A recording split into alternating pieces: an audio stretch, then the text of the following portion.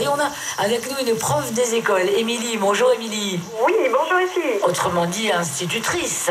Oui, c'est ça. Donc du CP jusqu'au CM2. Oui.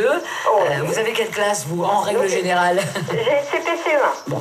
Comment d'abord, comment vous avez pris l'info? Parce qu'il fallait se la prendre. C'est pas évident de se dire à partir de lundi, toutes les écoles sont fermées. Non. Alors, les écoles sont fermées pour l'accueil des enfants, mais nous, professeurs, on est tenus d'être en place, à l'école pour pouvoir s'organiser pour justement que la scolarité continue. Et voilà. D'accord, c'est-à-dire que vous devez aller dans les mêmes horaires. En fait, vous allez à l'école comme d'habitude, en ce qui vous concerne. Nous allons à l'école comme d'habitude pour essayer on va essayer de voir l'organisation qu'on peut mettre pour que les enfants puissent continuer leur scolarité. CP-CE1, effectivement, l'apprentissage de CP-CE1 il commence à être un petit peu conséquent. Donc on n'a pas envie que les gamins, je dis en ce qui vous concerne, mais vos collègues aussi, on joue jusqu'en CM2. Après il y a le passage en 6e. Donc vous avez, vous, déjà une petite idée de la façon dont vous allez pouvoir procéder, vous et en équipe, Émilie? Ben oui, nous en fait on a un blog qui est actif au niveau de l'école. Donc nous on va se servir du blog de l'école pour donner les consignes un petit peu pour les parents et que les enfants puissent continuer leur apprentissage. On ne sait pas encore comment on va faire parce que c'est vrai que c'est un petit peu, on a été pris de cours, j'imagine. Oui. Et donc on va essayer de faire au mieux et de mettre le maximum de choses via ce blog. Au quotidien, j'imagine. Vous habitez à Sailly-sur-la-Lys, vous êtes prof des écoles, à Sailly, maîtresse d'école. Oui, comme quand on était mais petit. on dit aussi instit, quand même. À Sailly, toujours à Sailly? Non, moi je suis à Erquinghem. Erquinghem, donc vous avez un blog, et j'imagine que beaucoup d'écoles ont des blogs. J'ai une camarade qui est institutrice aussi qui m'a dit, moi, certaines de mes collègues ont des blogs perso, donc chacun fait un peu comme il peut. Mais en attendant que tout ça soit opérationnel pour votre école et aussi pour les autres, qu'est-ce qu'on pourrait donner comme conseil? Alors je dis aux parents, mais aussi peut-être aux nounous qui vont récupérer des enfants qui d'habitude sont à l'école, pour au quotidien entretenir justement tout ça, les apprentissages. Et là je parle particulièrement pour les écoles primaires. Émilie. Oui, alors tout à fait. Donc vous avez l'adresse internet de chaque école, donc qui permet d'avoir un lien quand même avec chaque école. Et puis sinon, il y a des sites qui sont très bien faits, notamment il y a celui du Nord-Pas-de-Calais avec Calculatis pour travailler les maths et pas calculatrice. Calculatrice. Voilà, qui propose des petits exercices de calcul mentaux qui sont très très bien faits.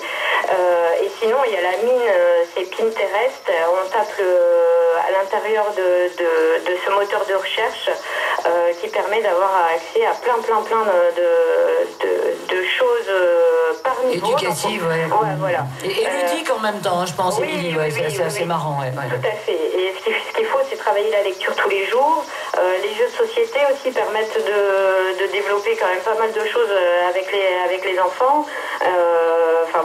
Faire un petit peu tous les jours. Un petit mix de tout ça. Il y en a une auditrice tout à l'heure, Catherine, me semble-t-il, qui disait faisons la cuisine, et en faisant la cuisine, on fait un peu de maths. On fait pas mal de choses comme ça, la cuisine, le jardin. On profite du jardinage, on doit être en extérieur, on peut faire des sciences partout en observant la nature. C'est infini, mais un petit peu tous les jours, et puis faire de l'écrit aussi. Mais ça, vous allez avoir, les parents vont avoir des informations par les professeurs qui vont être donnés. Ça va se mettre en place, j'imagine. Dès lundi, nous lundi, on propose une émission spéciale lundi entre 9h et 10h avec entre autres la rectrice qui pourra aussi parler de ce genre de choses. Je dis entre autres, parce qu'on aura également l'ARS, on aura également Patrick Goldstein qui est le patron des urgences à Lille. Donc on aura toutes ces informations pour répondre à toutes les questions des auditeurs de façon très très large. Mais là, on est allé surtout sur les enfants, comment les occuper. Alors les activités à la maison, mais pas simplement, et surtout pas que, on va dire, la télé ou les jeux vidéo. J'ai vu fleurir, et je le disais ce matin, vous savez, dès que vous ouvrez votre ordinateur, soudain il y a des images qui apparaissent, plein de livres de soutien scolaire, ça va sortir. Et ça fleurit, vous avez vu ça aussi, il y a à en prendre et à en laisser beaucoup quand même. Il faut faire attention, de la maternelle jusqu'à la terminale. Et puis les cahiers de vacances, ça marchait pas mal ça aussi, les cahiers de devoirs de vacances, sur ce principe-là. Oui, tout à fait. C'est tout à fait des choses qui... Ça reprend quand même les programmes de l'école. En fait. Oui, on prend par niveau. Si on est un peu perdu, c'est vrai que c'est pas évident en tant que parent. On n'a pas les billes pour faire des choses. Ouais. Mais nous, professeurs, on va essayer de s'organiser et de faire les choses pour continuer les apprentissages malgré tout. Et ça va se mettre en place lundi et mardi. Émilie, donc professeure des écoles CP-CE1 Erquin-Gemlis. Émilie, est-ce que vous êtes maman? Oui. Alors, comment ça se passe? De 6 ans, Eh ben voilà. Même le week-end, ma fille, on a fait un petit peu ce matin elle dit, bah oui, mais samedi, on n'a pas l'école samedi. Mais on a fait quand même un petit peu tous les jours, voilà, pour garder le rythme. Mais qui est-ce qui vous la garde lundi alors? Mon mari. Ah oui, vous êtes arrangé, c'est l'alternance, quoi. Chacun son tour. Voilà. Parce que lui peut faire, j'imagine, un projet extrapole un peu, peut-être du télétravail. Il est en procédure pour être, on va être famille d'accueil, donc voilà. Okay. Donc pour l'instant, il est à la maison en attendant la formation. Donc et puis comme il a une épouse instite, voilà. Ça va. Ah bah, c'est vrai que c'est plus facile. Ça c'est bien pratique. Alors vous rentrez sur lui, voilà, demain tu lui fais faire ça, tu lui fais faire ça. Mais elle a une maîtresse en or qui lui a préparé quand même pas mal de choses. Elle a 15 jours de travail d'avance. Ah ouais, d'accord, elle doit être super contente. Oui, comment elle a réagi? D'abord, on va commencer par le début. Comment s'appelle-t-elle, votre fille? Naomi. Comment a réagi Naomi quand on lui a dit il n'y a plus école lundi, et pour plusieurs semaines?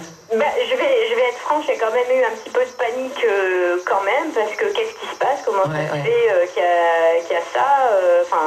C'est vrai qu'il y a eu un petit peu de panique quand même de sa part, et puis on explique les choses, et puis voilà, on rassure, on est là, et... Voilà, elle n'a pas dit chouette? Elle n'a pas dit un peu chouette? Non. C'est marrant. Non, parce qu'il y a ses copains, ses copines. Ouais. Voilà. Bon, c'est bien. Ouais, vous avez dit les choses juste. Il a fallu la rassurer. Je suppose qu'il a fallu rassurer aussi vos élèves. Vendredi, hier, leur expliquer un peu comment ça se passe et qu'on va se retrouver très très vite. Il commence à y avoir, et ça c'est très drôle, sur Internet, des dates de fêtes de fin de coronavirus qui se préparent pour le mois de juin. Donc on se dit, allez, je crois que ça va être la fête. Ça va être terminé. Un grand merci, Émilie, c'était un plaisir. Embrassez Naomi un peu de loin, mais embrassez-la quand même de notre part. Bon week-end. À vous aussi. À bientôt, Émilie, au revoir. Ensemble contre le virus, tous solidaires sur France Bleu.